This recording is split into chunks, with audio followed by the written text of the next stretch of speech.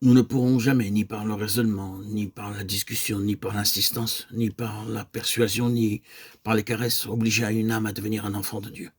Lorsque nous aurons établi notre dernier argument, lorsque nous aurons brisé toutes les contradictions intellectuelles, lorsque toutes les murailles de réserve et de froideur auront été abattues, et que la volonté humaine aura été vaincue, soit par l'argument, soit par l'appel, et que sous cette persuasion, cette émotion, cette force, une personne aura fait un pas et se décidera à devenir chrétien ou chrétienne.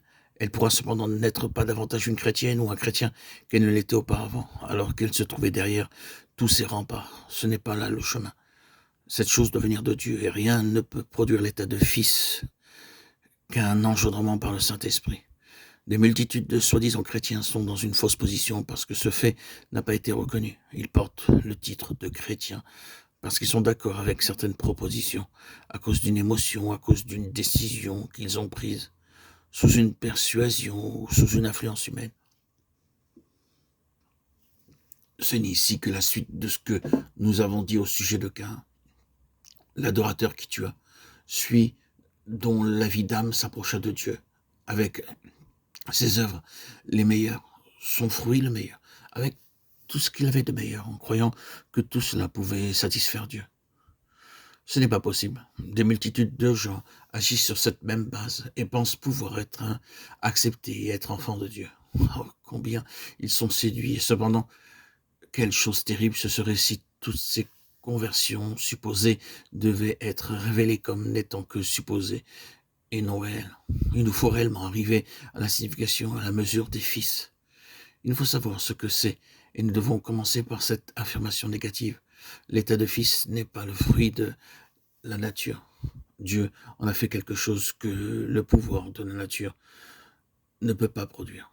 De même qu'il avait mis Isaac entièrement dehors du pouvoir de la nature. C'est là que nous commençons. C'est quelque chose de Dieu, entièrement de Dieu, et uniquement de Dieu.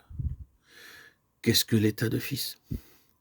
L'esprit humain devient le récipient d'une semence divine, le vase dans lequel quelque chose de Dieu est engendré.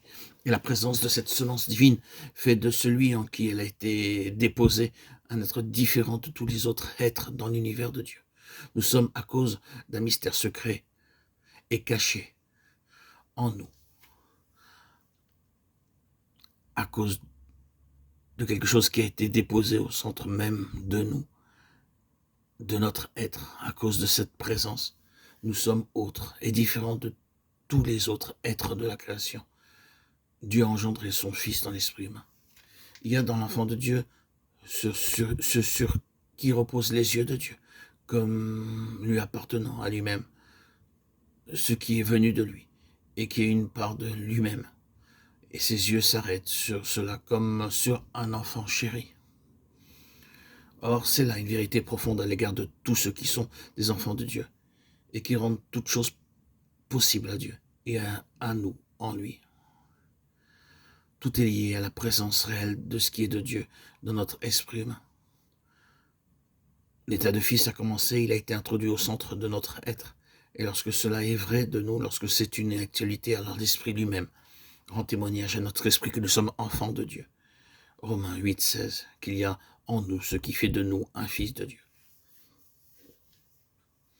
C'est l'expression naturelle de la vie, et cela devient une réalité vivante.